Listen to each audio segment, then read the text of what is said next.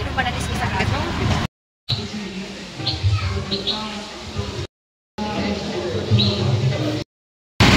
Hi everyone, welcome to my new video. आज पनि म एउटा भिडियो लिएर भएको छु।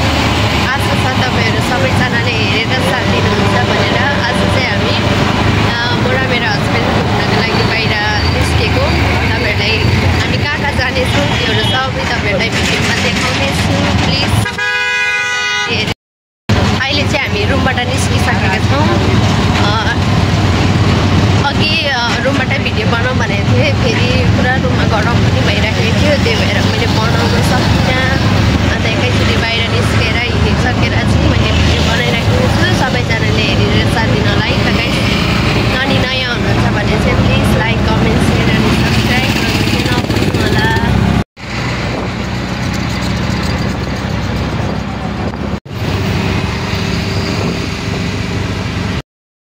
गाइस अब चाहिँ हामी आइपुग्न लाग्यौँ, हेर्दै गर्नु होला यता।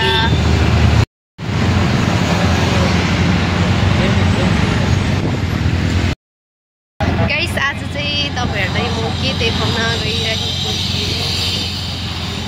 भन्दाखेरि चाहिँ म पनि एकदम फर्स्ट टाइम गएको। हेर्दै गर्नु होला तपाईहरुलाई सरप्राइज। तर भिडियोहरु चाहिँ बनाउनु पाउँछ कि पाउँदैन त्यो चाहिँ मलाई थाहा भएन। अब त्यही गएर हुन्छ, हेर्दै गर्नु होला है त गाइस।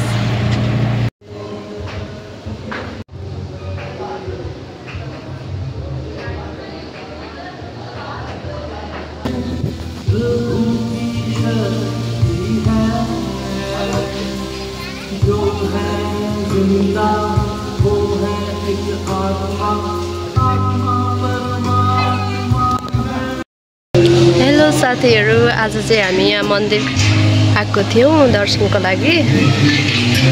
धेरै दिनपछि मैले सोचिरहेको थिएँ नि त यहाँनिर आउँछु भनेर चाहिँ। आज चाहिँ मेरो इच्छा पुरा भएको छ।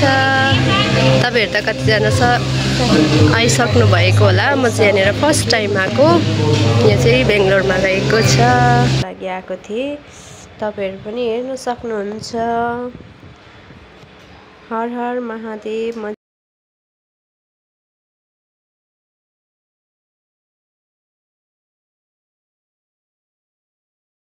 हेलो साथीहरु, म चाहिँ भित्र गएर हल्का पूजाहरू गरेँ हो।